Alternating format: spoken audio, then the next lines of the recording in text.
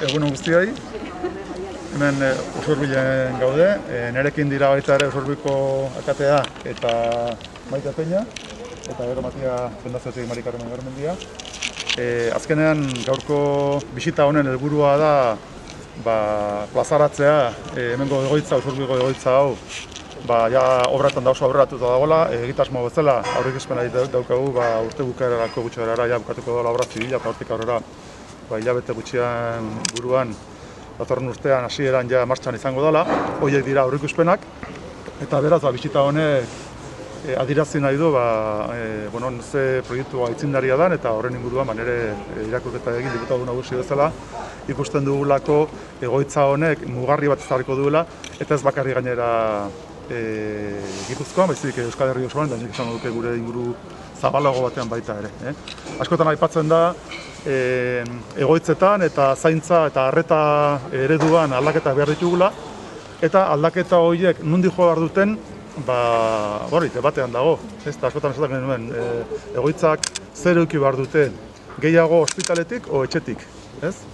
Eta gu garbi daukaguna da, baita ere COVID testu inguruan, zaintzaren ereduaren evoluzioa jo behar duela geroz eta gehiago etxe bizitzara, norberak bere etxe bizitzan egotearen sensazio eta bizipen horrekin. Orduan, gaurko bisita honek bete-betean egiten du bat eredu horrekin, ikusten dugulako, seguronez gure inguruan, estatu mailan behintzat, aitzindaria dela, lehenengo egoitza dela, hasierako diseinutik eredu berrira jauzia egiten duena.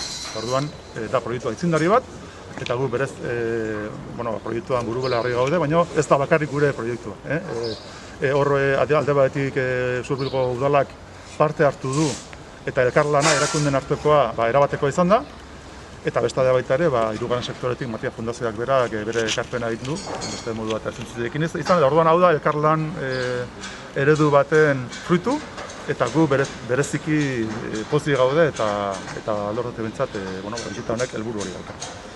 Esan, ereduak dioen bezala daukan helburua dala egoilarrak, pertsonak etxean egongo balira bezala sentitzea hemen, eta ereduak azkenean zaintza ereduak beti erabiltzen duen esaldi izango litzateke etxean edo bestela etxean bezala. Eta horren kasu honetan, etxean bezala sentitzearen eduki hori jorratu nahi du fisikoki baita ere espazioan. Eta honek Usurbilek markatzen du etorkizunean Gipuzkoako egoitzak nola izango diren. Etorkizuneko lehenengo egoitza esanezeko dela Usurbilek. Horregatik dauka inportantzia berezi bat. Esan baita ere, ereduak, bizikidetza unitateak mugatu egiten dituela, hori da arkitektonikoki baita ere bere ekarpen importanteretakoa, baina horrek ere badauka baita ere pertsonen ikuspegitik bere lanketa. Alegia pertsonak gero eta autonomia gehiagorekin bizi behar dute. Gero baita ere arretak izan behar du pertsonalizatu da. Eta beraz horrek eskatzen du baita ere ereduaren eta sistemaren aldaketa importantea. Eta gero baita ere nahi genuke komunitatearekin lotura edukitzea baita ere egoitzek eta egoilearrek. Orduan, esfortzu kolektiboa da, administrazio publikoak, hirugarren sektorea, baina baita ere herriak eta komunitateak. Nik uste dut azkenean sistemak nahi duena dela pertsonaren inguruan, pertsona erdigunean ezarri eta ipini, eta esfortzu kolektibo bat egin bere zaintza eta bere bizitza berezik kalitatea ahalik eta hobena izatea. Orduan, ereduak 4 elementu nagusi ditu. Bizikidetza unitate mugatuagoak, autonomia pertsonena, arreta pertsonalizatua eta gero baita ere konexioa komunitatearekin. Horiek 4 elementu horiek osatzen dute hemengo ereduaren. Eta azkenean, helburua da etxe giro bat sortzea egoitza. Esan baita ere, urtetako proiektua dela hau ez da egun batetik beste asmatzen den kontu bat, urtetako proiektua dela. Eta beraz, COVID-ak ekarri duen beharra eredua aldatzeko, hori, pixka bat Gipuzkoan behintzat harrapatu gaitu martxan zegoen esfortzu batekin. Hau ez du sortu COVID-ek. COVID-ek induna indartu behar bat, baina gu garbi daukaguna da lehenagotik zegoen urtetan etorri den esfortzu baten ondorioz aurkeztu dezakegula proiektua. Eta beraz, hori ere azpimarratzea importante da. Esan, eta errepikatuko du berriro, Usurbilen irudikatuko dela eraldaketa bat, eta ez bakarrik Gipuzkoan. Estatu mailan ere mugarri izango da egoitza. eta hori azpimarratu nahi dut, ez? Aitzindaria dela estatu mailan. Eta ikuste dugu Europaren ere eredu honek edukiko duela baita ere, zer ikasi baina zer erakutsi ere, bai. Alde horretatik behintzat, gure zaintza ereduaren konsolidazio oso importantea izango da oso. Datuen ikuspegitik, denera izango ditu pertsona menpekotasuna duten pertsonentzako 127 plaza edukiko ditu. Eta zaintza zerbitzuekin 110 etxebizitza, alegia hor edukiko ditu 93 etxebizitza individual, eta gero baita ere 17 bikoitzak.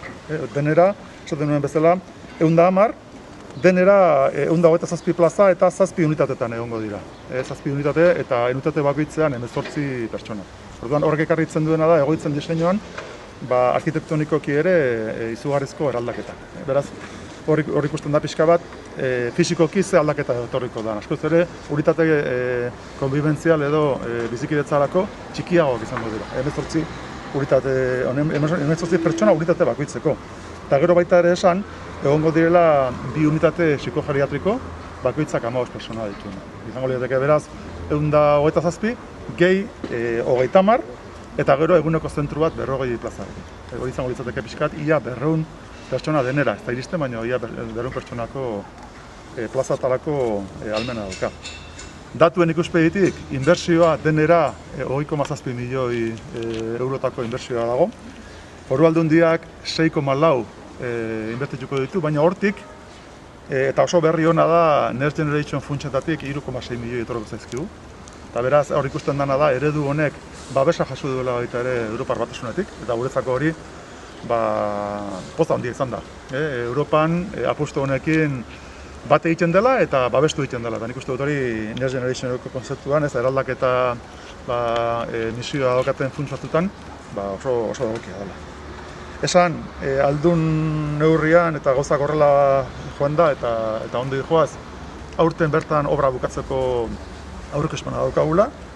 Eta errepikatuko du berriro nola hau guztia da erakunden arteko elkarlanaren eta gero baita ere hirugarren sektorearekin, eta kasu honetan Matiarekin izan dugun elkarlanaren fruitu. Eta hirugarren sektoreak gure sisteman eta gure ereduan daukan funtzioa zaintzakotik aparte, gero baita ere da pixka eta aitzindaritza lan badauka. Nik uste dut hor, eta kasu honetan Matiak bere lanekin proiektu berritzaileekin pixka markatzen dutela etorkizuneko ereduaren evoluzioa. Eta hor, erakunde publikoak egin behar dugula elkarlanean eurekin, eta gaur aurkezten dugun hau elkarlanen horren fruitu da.